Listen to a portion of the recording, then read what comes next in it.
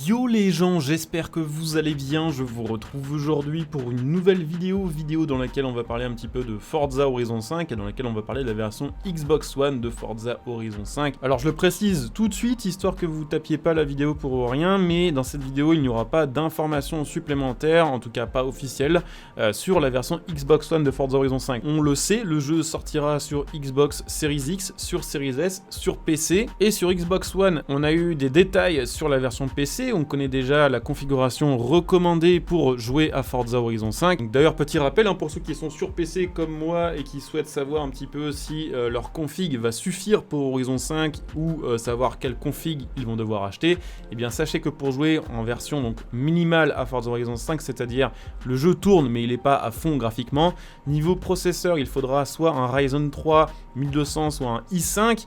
Niveau carte graphique, une RX 470 chez AMD ou chez Nvidia, une Nvidia GTX 970. Il faudra 4 Go de mémoire vidéo et 8 Go de RAM et 110 Go sur le disque dur. Alors ça changera pas, peu importe la version. Donc en gros, si vous avez acheté une config gaming à environ 1000 € il y a 7 ou 8 ans, normalement le jeu doit tourner à peu près correctement. Pour ceux qui veulent jouer en qualité recommandée, donc on va dire avec des options graphiques supplémentaires d'activer et en étant à un bon framerate, il faudra 8 Go de mémoire vidéo, 16 Go de RAM.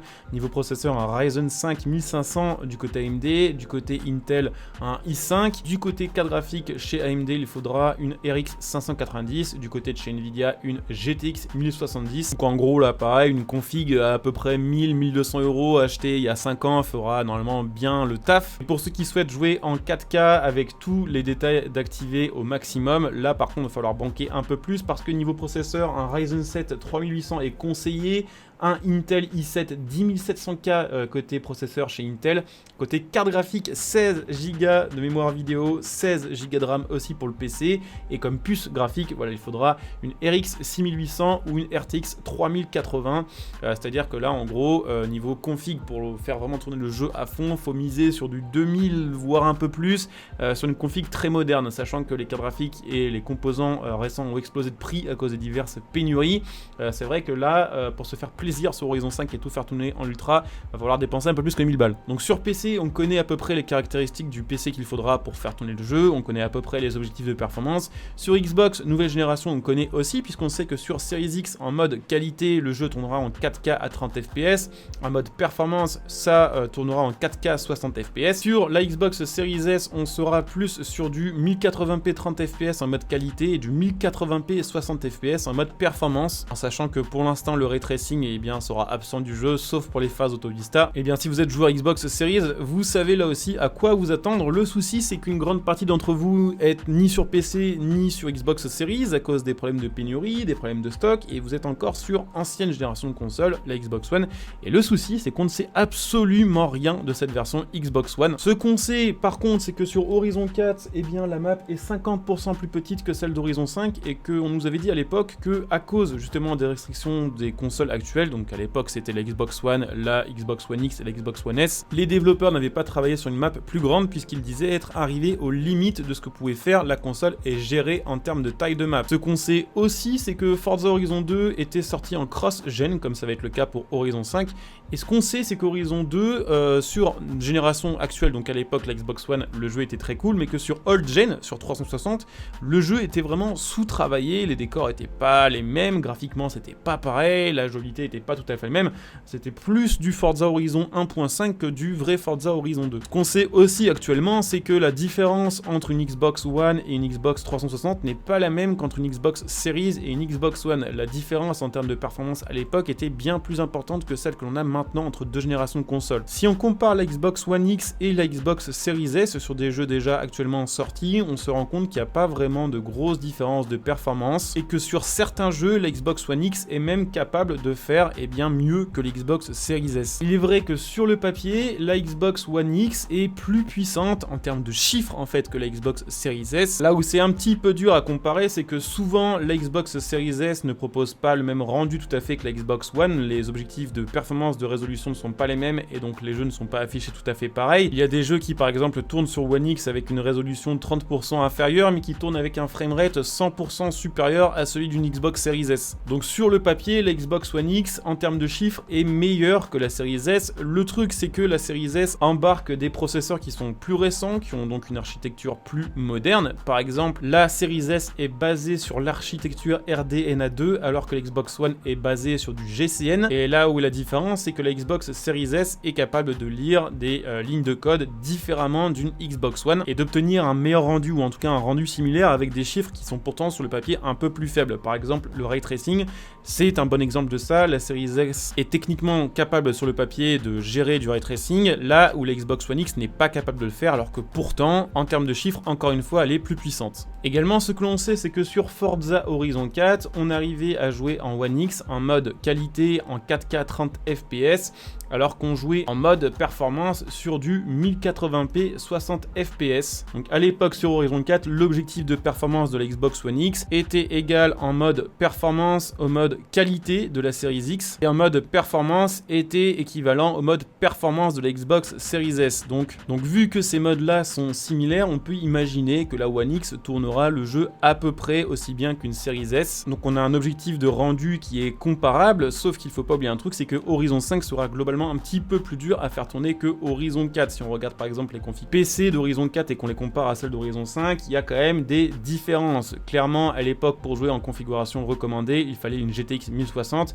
Pour Horizon 5, on est sur une 1070. Une 1070 étant à peu près 20%, 25% plus efficace sur les jeux qu'une 1060. Là où ça se complique un petit peu, évidemment, c'est que la One, il n'y a pas que la One X, il y a aussi la One normale, et pire, la One S, qui est la moins performante, qui clairement ne faisait pas tourner aussi bien les jeux que sur One X. En ayant pris un petit peu toutes ces informations en compte, en ayant vraiment tout regardé, des graphiques, des benchmarks, en supposant que le niveau de détail sera le même sur Horizon 4 que sur Horizon 5, ce qui je suppose sera le cas parce que le jeu sera crossplay et c'est pas possible de jouer en multijoueur en crossplay cross-gen en ayant deux maps différentes. Vous vous en doutez bien que si vous jouez sur Xbox One avec un joueur Xbox Series, que lui a une route que vous n'avez pas, en multi ça va forcément poser problème. Donc c'est sûr que la map sera exactement la même, que tous les lieux seront accessibles de la même manière, que les routes seront les mêmes. En supposant qu'on ait à peu près le même rendu graphique que sur Forza Horizon 4, parce qu'il est très probable que du coup sur One le jeu soit à peine amélioré par rapport à Horizon 4 en termes de graphisme, on peut supposer sans trop s'avancer tout de même que la Xbox One X sera capable de faire du 1080p en 60 fps et que sur la One normale et sur la One S, le jeu tournera aussi en 1080p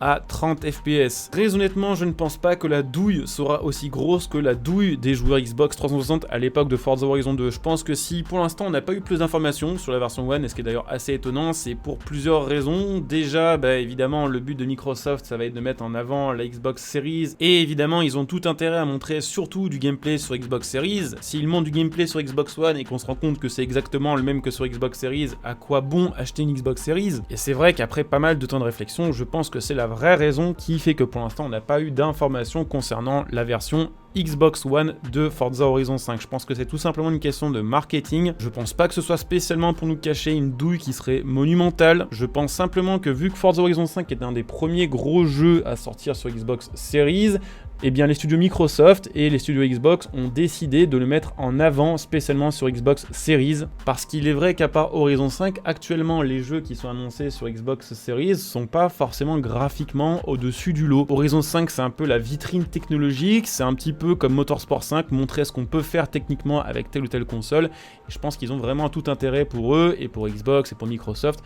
à montrer du gameplay Series X plutôt que du gameplay sur One X. Évidemment l'avenir nous dira si on s'est gouré ou pas, l'avenir nous dira évidemment si Horizon 5 sur Xbox One est une douille ou si c'est convenable. Ce qui est surtout étonnant, c'est que les développeurs du jeu nous avaient dit que dans un des épisodes Let's Go, on aurait l'occasion de voir du gameplay sur Xbox One. Maintenant les Let's Go sont terminés et on n'a pas vu de gameplay sur Xbox One. Sur YouTube, certains youtubeurs ont accès au jeu en avance, mais on peut voir que du gameplay Xbox Series X. On n'a pas vu d'ailleurs non plus de gameplay PC, si je dis pas de bêtises. Tout ça peut sembler bizarre, mais je pense que la vraie raison, c'est uniquement une raison commerciale, qu'il n'y a pas de gros grosse douille cachée. En tout cas, s'il y a une grosse douille, c'est clair que la hype négative sera présente parce que je pense qu'une grande partie des joueurs de Forza Horizon 5 vont être sur Xbox One. Comme je le disais, à cause des différentes pénuries, je pense qu'ils sont pas prêts de nous refaire le coup de Forza Horizon 2, coup qui avait été quand même assez mal vu de la communauté. Et clairement, si vous regardez les reviews sur la version Xbox 360 de Forza Horizon 2, c'est très salé. On va par contre arriver à la fin de cette vidéo, comme je vous le disais, pas vraiment d'informations officielles, juste du recoupement d'infos, voilà, des petites choses qu'on peut trouver tous sur internet, mais pour l'instant je crois qu'il n'y a personne qui s'est donné vraiment le temps de le faire, en tout cas niveau vidéo sur YouTube. Donc n'hésitez pas à me dire ce que vous en pensez, n'hésitez pas à laisser un petit like, à commenter, à partager, à vous abonner. Pensez bien sûr à venir me follow sur Twitch pour ceux qui sont intéressés pour me voir en direct. Vous trouverez ma chaîne Twitch comme d'habitude en description et en top commentaire. N'hésitez pas à follow, n'hésitez pas si vous avez Amazon Prime à utiliser votre Twitch Prime sur ma chaîne Twitch, ce qui vous permettra de me soutenir gratuitement en profitant de votre côté de plusieurs bonus sur ma chaîne YouTube et sur ma chaîne Twitch. Vous pouvez me retrouver sur Twitter, sur Facebook, vous pouvez bien sûr utiliser mes liens de soutien sous cette vidéo pour faire vos achats tout en soutenant ma chaîne par la même occasion. Donc ça vous permettra par exemple via mon lien Stinging d'acheter vos jeux et vos cartes d'abonnement. Mon lien Matal.net vous permettra d'acheter vos composants PC, vos configs PC. Évidemment, pour ceux qui souhaitent se refaire une config pour Horizon 5, n'hésitez pas à passer via mon lien, ça soutient la chaîne par la même occasion. Et puis pour ceux qui souhaitent me soutenir sur le long terme, n'hésitez pas à devenir un soutien de la chaîne via le bouton rejoindre sous cette vidéo, ce qui vous fera aussi bien sûr profiter de contrepartie. Je coupe ici cette vidéo, je vous dis à très bientôt, bon jeu à tous, ciao.